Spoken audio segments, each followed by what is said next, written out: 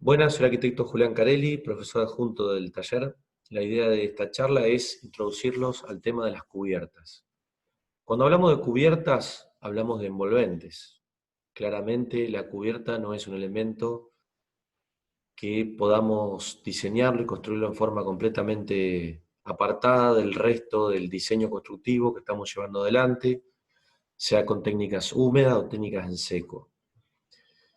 Con lo cual, referirnos a las envolventes, a esta piel que cubre, que genera continuidad en la- todo el recubrimiento de cada espacio que habitamos, refiere a distintas condiciones de materiales.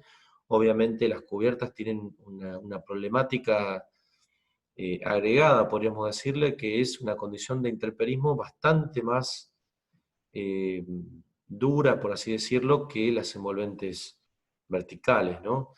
Sobre todo lo que refiere al tema de aguas de lluvia, la condición de recibir a la radiación solar en forma mucho más directa y concreta. Con lo cual, bueno, es un tema que debemos abordar, resolver, pero que siempre tiene que estar resuelto en forma integrada al resto del proyecto que estamos resolviendo. También cuando hablamos de estructuras en las cubiertas, debemos lograr un relacionamiento directo con las estructuras que resolvemos con las envolventes, en algunos casos, si son las horizontales las que sostienen, como en el caso del muro portante. Obviamente debemos tener en cuenta esta relación entre cubierta, sobre todo si es una cubierta en seco. Les podemos hablar un poco, hay cubiertas resueltas con técnicas húmedas, pero hablemos de la en seco. Tienen que tener correlación y una resolución lógica para esa materialidad que compone la envolvente vertical, en el caso de un muro o de una mampostería.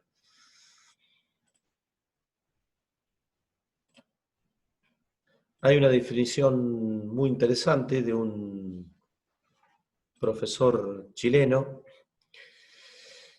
referida a las envolventes, que habla eh, justamente de que los diversos conceptos se utilizan para caracterizar el sistema de cerramiento de los edificios.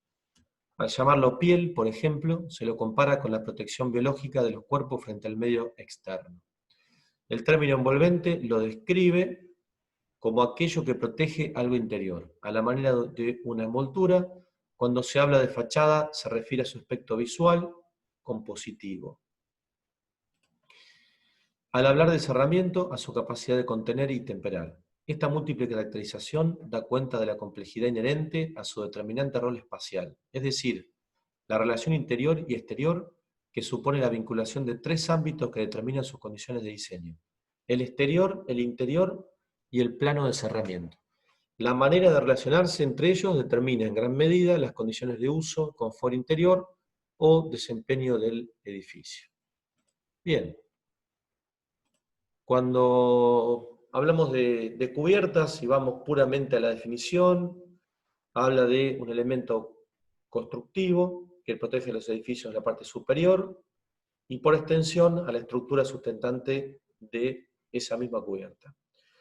También refiere a que es una parte o sección de la envolvente total de un edificio, la cual consideramos en general como la envolvente horizontal, no siempre. Ya vamos a ver que algunos ejemplos lo demuestran. Podemos clasificarlas en cuatro grandes grupos: las inclinadas, las curvas, las planas y otras que refieren a la unión de algunas de estas que nombramos o otro tipo de cubiertas.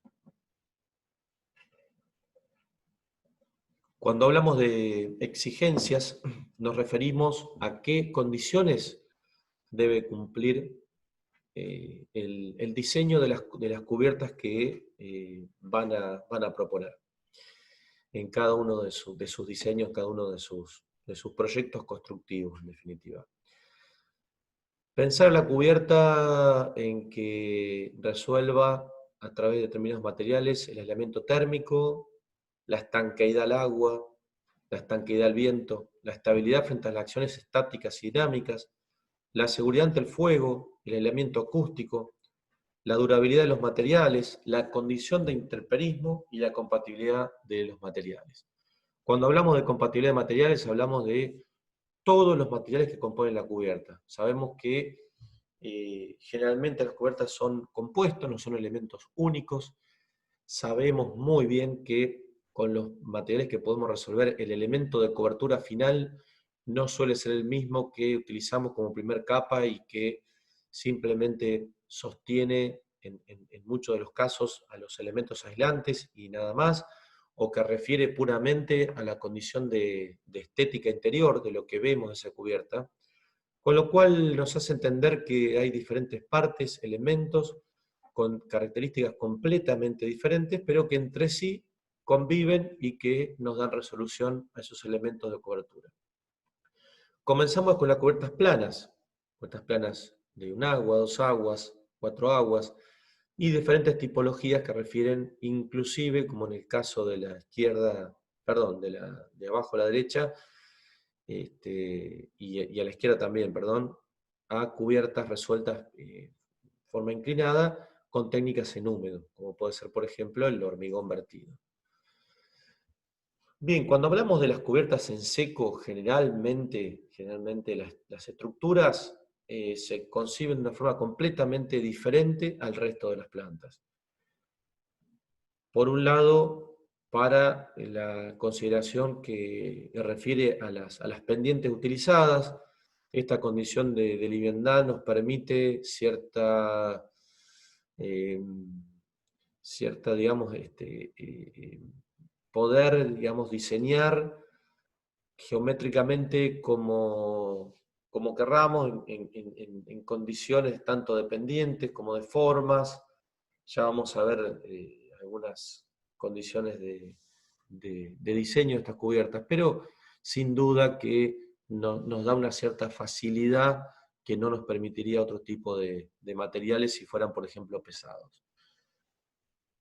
Bien, cuanto mayor sea la pendiente, más rápido escurre el agua en las cubiertas, con lo cual disminuye el tiempo de presencia del agua. Es alguna de las consideraciones que podemos tener en cuenta y de comenzar a entender el por qué, de acuerdo al tipo de material, debemos definir un tipo de pendiente adecuada a esa tipología.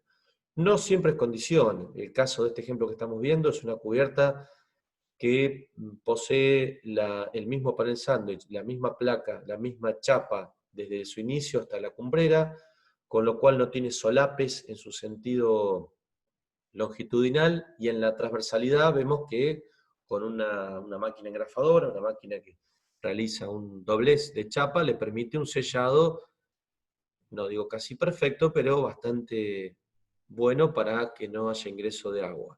Con lo cual esta cubierta podría tener una pendiente muchísimo menor a la que estamos viendo, sin embargo, por una condición de estética, bueno, lo resuelve de esta manera. Como este caso también, comparado al anterior, ya vemos que en lugar de resolver con grandes elementos, como pueden ser la chapa, que las podemos obtener hasta en medidas de 1,10 m de ancho, y hasta 12 o 13 metros de longitud se puede llegar a conseguir también. A condición, digamos, inversa, estas cubiertas resueltas con tejas, por ejemplo, que bueno, son tejas iguales, pero refieren a la sumatoria de grandes cantidades de elementos que deben ser colocados y puestos en su posición de a uno, y que por supuesto la condición de estanqueidad y elección térmica debe ser resuelta previamente. No son completamente estancas, ¿sí? Bien, ya tratando de ver o de considerar esta envolvente multicapa, donde en esta misma imagen podemos ver los elementos estructurales, como son los elementos de viga longitudinal, ¿sí? Que son estos tirantes que vemos a lo largo. Luego en el proceso o procedimiento de construcción de esta cubierta aparecen estos machimbres que son colocados, clavados o atornillados en forma transversal. por su forma geométrica se pueden machembrar. Por sobre este comienzan a aparecer las distintas aleaciones, en este caso aparece la barrera de vapor, también puede ser la condición de la barrera hidrófuga y los distintos elementos que componen las aleaciones térmicas, o podrían ser también acústicas, referidas a la necesidad de cada una de estas cubiertas, ¿no?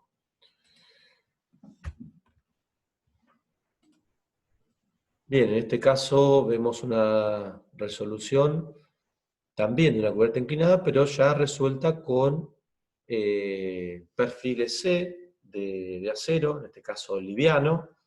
También lo mismo, aparecen los elementos principales que apoyan sobre vigas perimetrales de hormigón resueltas en esa mampostería portante. Aparecen los elementos transversales que le dan apoyo a una especie de clavaderas que también sostienen esta red que se puede ver, donde se apoya y se despliega todas las aislaciones, pueden ser térmicas, hidrófugas o barrera de vapor.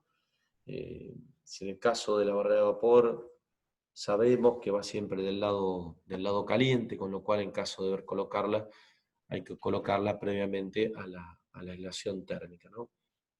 Por lo menos en nuestra zona. Y posteriormente aparece la chapa, en este caso, y bueno, toda una situación de terminaciones, de babetas y cupertinas y elementos que van colocados sobre la cubierta. Algunos detalles más, como punto fundamental, tratar de entender que la cubierta como parte de la envolvente debe lograr continuidad, ¿sí? Resolviendo la envolvente vertical, en caso de una mampostería, y la unión con los elementos en seco de la cubierta no solo merecen atención a temas estructurales, sino también a de continuidad de la envolvente. Cuando hablamos de continuidad hablamos de cuestiones térmicas, hablamos de, por ejemplo, de infiltraciones con temas de ventilación y aire, y también comprender o tratar de comprender y de generar cierta investigación y estudio en el caso de los materiales que les toquen abordar y resolver. Bueno, ¿cuál es la relación? ¿Cómo podemos realmente unir una viga de madera con una viga de hormigón o con un encanado de hormigón? O se apoya directamente sobre una mampostería, con lo cual es una problemática bastante compleja, pero que es digna de abordar. Las cubiertas inclinadas también, y las planas pasa lo mismo, ¿no? Aparecen situaciones de perforación de estas cubiertas, no solo para cuestiones de chimeneas, de estufas, de parrillas, sino también para sistemas de claraboyas, para iluminación natural, cenital, con lo cual no suelen ser tan simples para resolver con faldones o con partes de esa cubierta que son continuas, sino que comienzan a aparecer esta incorporación de elementos. En este caso es una claraboya incorporada a una cubierta de tejas coloniales. Y bueno, pensar justamente, como se ve en el ejemplo inferior, bueno, cómo el agua que puede golpear contra esa teja curva, caer, y aparece esa situación de canaletas o mini canaletas que comienzan a trasladar el agua, ¿sí? Nos estamos refiriendo a estas, ¿sí? Y que le dan cierta condición de estanqueidad, por supuesto, a esos elementos que se comienzan a colocar sobre las cubiertas. Estos elementos aparecen no solo en las cubiertas inclinadas, aparecen también en las cubiertas planas, y son también resueltos.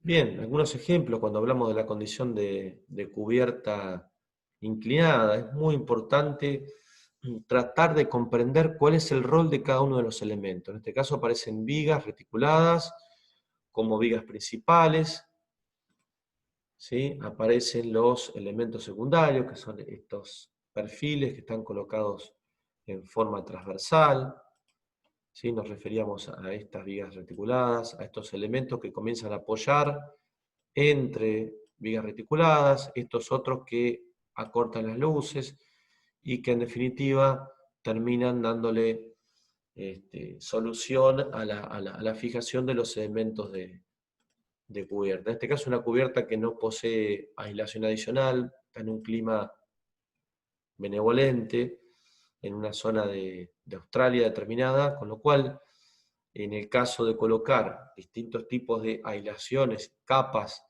que refieren a distintas características, ya sea aislaciones térmicas, referidas a barreras de vapor, aislaciones acústicas, bueno, ya seguramente deberemos de comenzar a colocar distintos elementos materiales que puedan resolver este tipo de situaciones. Bien, ¿cuáles son las consideraciones de las cubiertas inclinadas? ¿O cuáles deberían ser las consideraciones que deberíamos de tener en cuenta? Bien, su estructura se concibe de forma completamente distinta a la del resto de las plantas. Ya lo habíamos comentado. Cuanto mayor sea la pendiente, más rápido escurre el agua de la cubierta, con lo cual disminuye el tiempo de presencia de agua y el riesgo de penetración en la misma. A menor pendiente, mayor solape entre piezas para evitar el ingreso de agua por acción del viento. Para garantizar estanqueidad, utilizar materiales con baja absorción al agua, elección de material de cobertura según propiedades, tamaños y formas de unión y fijación a la estructura de la cubierta. A mayor tamaño de piezas, menor cantidad de juntas, a menor tamaño de piezas, mayor cantidad de juntas. Cuando hablamos de las formas de unión y fijación, hablamos de qué manera vamos a unir cada uno de estos elementos. Puede haber, por ejemplo, uniones a través de encastres, por forma, o sea, uniones a través de su geometría. Podemos hablar de uniones a través de clavado, atornillado. En algunos casos, algunos elementos de pegado. Sabemos que hoy en día hay técnicas de aislaciones o mantos de aislación que directamente se pegan unos a otros y logran una cierta continuidad que no la lograríamos con un solape, por ejemplo. ¿Sí? Incidencia directa de radiación solar a la cubierta, debido a ella se debe considerar importantes movimientos térmicos que exigen sellado de juntas con morteros elásticos para permitir deformaciones y aislamiento térmico adecuado. ¿A qué nos referimos? Nos referimos a qué ocurre con la condición de exposición a distintas temperaturas, por ejemplo, cuando hablamos hablemos puntualmente de la chapa, un material como es la chapa. La chapa, por ejemplo, si colocamos una chapa color blanco o una chapa color negro, podemos llegar a tener una diferencia de temperatura hasta de 15 a 20 grados en la superficie de ese elemento. Con lo cual, sabemos que la chapa es un muy mal aislante térmico, sabemos que hacia el lado interior vamos a tener una radiación, digamos, de todo ese calor muy importante, con lo cual los elementos, tanto de sujeción, de fijación para estas chapas, como los elementos aislantes que estén contiguos a este elemento que se calienta de una manera, van a estar sometidos justamente a movimientos diferenciales que refieren a que, por ejemplo, cuando a una chapa o cuando al acero puntualmente lo exponemos a mucho calor o a mucho frío, bueno, contrae y dilata, o sea, cambia su tamaño. Con lo cual, que los materiales cambien de tamaño, o como por ejemplo puede pasar en una madera con la humedad, cuando absorbe mucha humedad, la madera se hincha, ¿sí? Crece su sección, por lo tanto, si los elementos materiales que lo circundan son extremadamente rígidos, tienden a fisurar. Y ahí aparecen los conocidos agrietamientos, fisuras y demás. A esto nos referimos con los movimientos diferenciales. Igual es un tema que lo van a ver un poco más en profundidad, seguramente en nivel 3. Pero los deben tener en cuenta porque ahora están uniendo materiales de madera y acero y que justamente tienen comportamientos completamente diferentes. Así como también refiere al hormigón, al plástico, a todo tipo de materiales, al aluminio y demás. Bueno, y El mantenimiento periódico según tipo de material y formas de escurrir el agua de lluvia. La clasificación de las cubiertas inclinadas, bien, simples y compuestas. Las simples, a un agua, dos aguas, cuatro aguas y poliédricas. ¿Cuáles son los elementos constitutivos de una cubierta? Ya entrando en este tema de cubiertas, obviamente es muy importante comenzar a diferenciar y además, bueno, es muy importante comenzar a tener un lenguaje adecuado para referirnos a cada una de las partes y elementos componentes y de las distintas geometrías de esa cubierta.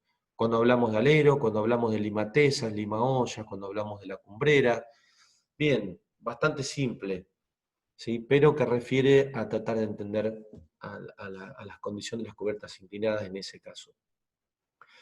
Las cubiertas curvas. Bien, cuando hablamos de las cubiertas curvas, generalmente hablamos de bóvedas, de cúpulas. Hay una gran variedad, una gran cantidad de variables y formas geométricas disponibles. Es muy importante cuando trabajamos con cubiertas curvas entender la geometría, porque entender la geometría nos hace entender la condición estructural de esa cubierta, o refiere a poder entender y resolverlo justamente. Algunos ejemplos: estas son unas bodegas en España muy interesantes, resueltas con madera laminada. Ya la estructura también es curva, con lo cual refiere sí, a tratar de eh, resolver a la estructura con una forma que refiera a esa cubierta final superior.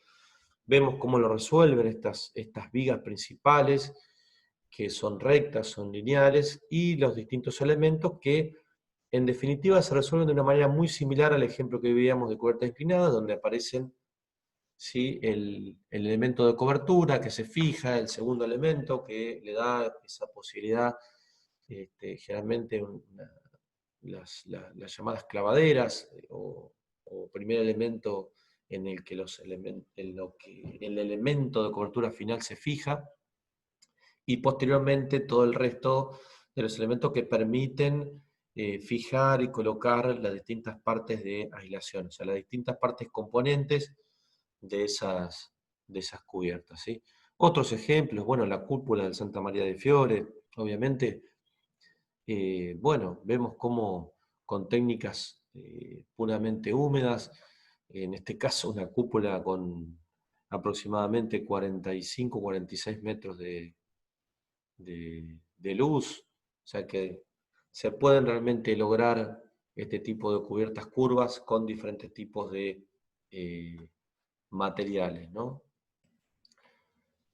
Bien, los paraboloides hiperbólicos resueltos en hormigón de Félix Candela. Obviamente hay muchísimos ejemplos que nos pueden llevar a entender esa situación de resolución tipológica sobre todo, ¿no? Y bueno, y pasamos a otro tipo de cubiertas también con materialidades bastante nuevas, por cierto, bastante innovadoras tecnológicamente.